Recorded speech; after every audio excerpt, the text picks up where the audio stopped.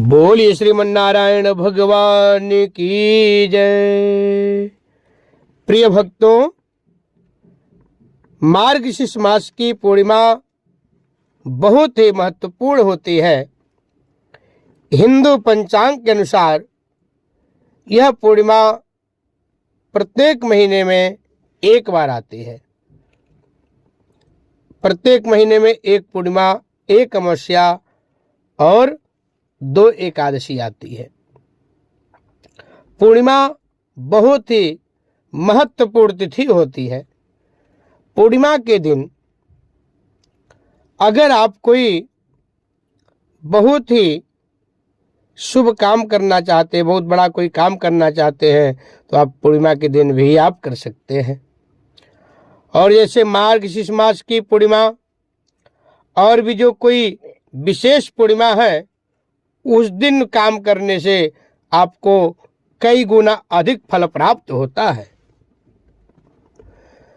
इस बार मार्गशीर्ष महीने में जो पूर्णिमा आ रही है वह बहुत ही ज़्यादा फल देने वाली है और बहुत ही महत्वपूर्ण पूर्णिमा बताई गई है। मार्गशीर्ष महीने की जो पूर्णिमा है यह 15 दिसंबर को है, दिन रविवार है।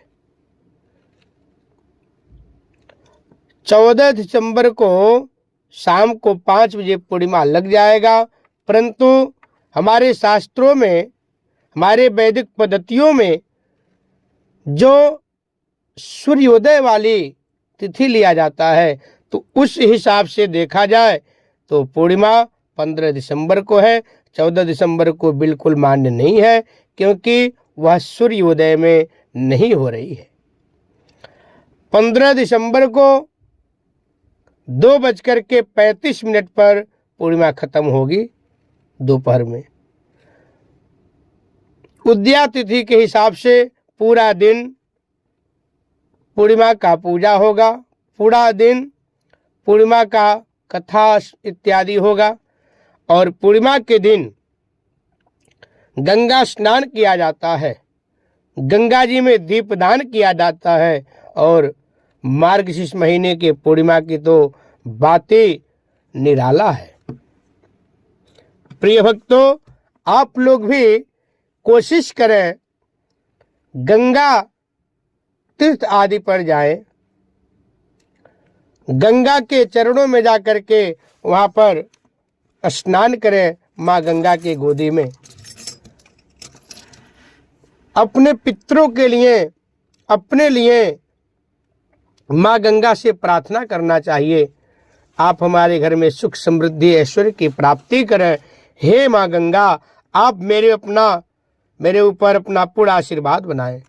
और अपने पितरों के लिए हाथ में अंजलि बना करके जल दान किया जाता है।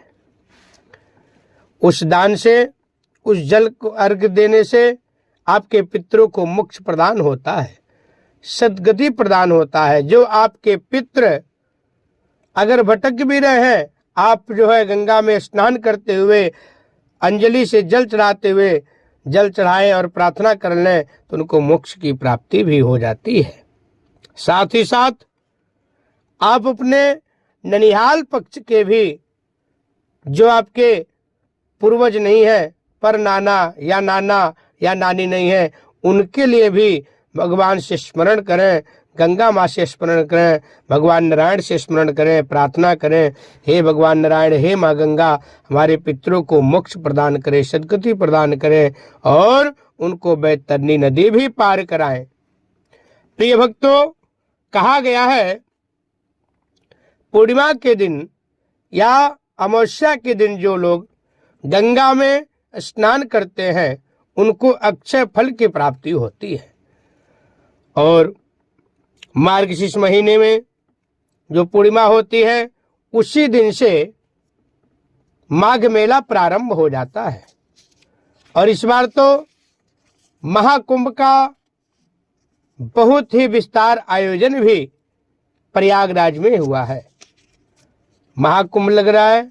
आप लोग कुंभ में भी जा कर के ज्यादा से ज्यादा फल प्राप्त करें और कोशिश करना चाहिए कुंभ में स्नान करने के बाद गंगा जल अवश्य ले आए। वह गंगा जल इतना ज्यादा पवित्र होता है, कुंभ का गंगा जल इतना ज्यादा सर्वशक्तिशाली होता है, क्योंकि जब कुंभ लगता है तो सारे देवी देवता जितने होते हैं सब लोग आकर के उस स्थल पे और उस धरती पे वास करते हैं, विचरण करते हैं। भगवान लोग भी इच्छा करते हैं हमें पृथ्वी लोक पे जाने का अवसर प्राप्त हो, तो ऐसा जब अवसर आता है स्वयं सारे भगवान आकर के महाकुंभ में वह लोग विचरण करते रहते हैं, भ्रमण करते रहते हैं, क्योंकि सारे जब भगवान आते हैं तो वहां पे शक्ति अनेक प्रकार की अपनी वहां पे जागृत होती है और अपने आप में जो वहां का वातावरण होता है बहुत ही सिद्ध वातावरण हो जाता है। उसके साथ साथ उस जगह को इतना ज्यादा शक्ति प्राप्त हो जाता है, केवल वहां जाने मात्र से कल्याण हो जाता है, वहां जाने मात्र से सारी मनोकामनाएं पूरी होती है।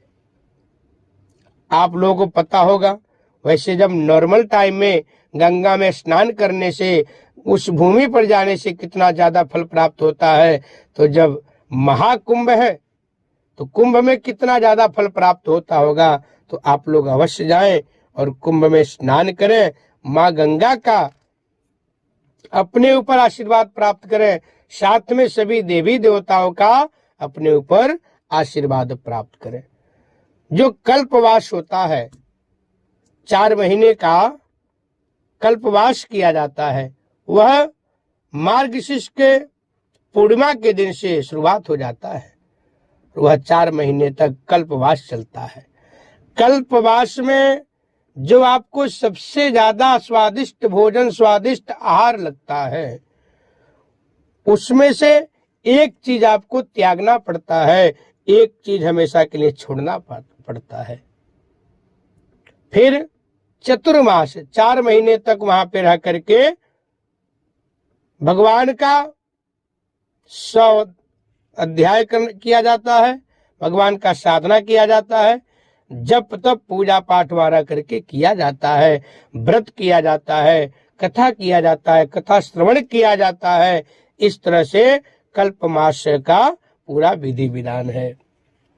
उसके बाद भी यह प्रक्रिया करने के बाद भी कुछ लोग वही उसी बीच में कुछ बड़ा पूजा या साधना भी प्रारंभ कर देते हैं, उसका बहुत अधिक फल प्राप्त होता है और उसके जीवन का वह अनमोल क्षण होता है, क्योंकि जब तक परम पिता परमात्मा का, सभी देवी देवताओं का आपके ऊपर कृपा प्राप्त नहीं होगा, जब तक ऐसा सौभाग्य, ऐसा शुभ अवसर आपको प्राप्त नहीं होगा। तो जो लोग कल्पवास करते हैं, कल्पवास का संकल्प लेते हैं और वह सारा प्रक्रिया, सारा विधि पूरा करते हैं, वो लोग बहुत सौभाग्यशाली हैं, बहुत ही भाग्यशाली है, क्योंकि सब कुछ होने के बाद भी अच्छा काम कोई नहीं कर सकता है।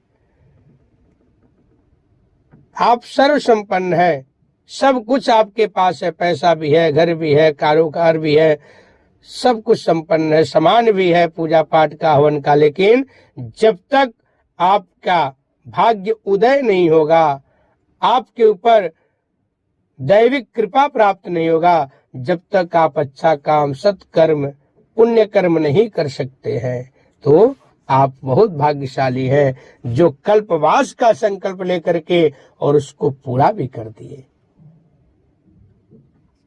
जो एक बार कल्पवास करता है वह अपने परिवार के सभी लोगों को मोक्ष प्रदान कराने का शक्ति रखता है। जो लोग एक बार कल्पवास करते हैं वह अपने पितरों को भी मोक्ष प्रदान कर देते हैं। आप सोच सकते हैं कल्पवास में कितना ज्यादा शक्ति होता है, कितना ज्यादा वह प्रभावशाली और चमत्कारी है। आप लोगों को मैं बता दिया हूं, 15 दिसंबर पूर्णिमा के दिन यह स्नान करके गंगा जी में, जमुना जी में आप भगवान श्री नारायण का, मां गंगा जमुना जी का आशीर्वाद प्राप्त करें और अपने पूर्वजों को मोक्ष कराएं और अपने भी मनोकामना पूर्ण करें। आपका भी कल्याण हो जाएगा। बोलिए श्री कृष्ण भगवान की जय। बोलो श्रीमन नारायण भगवान की जय।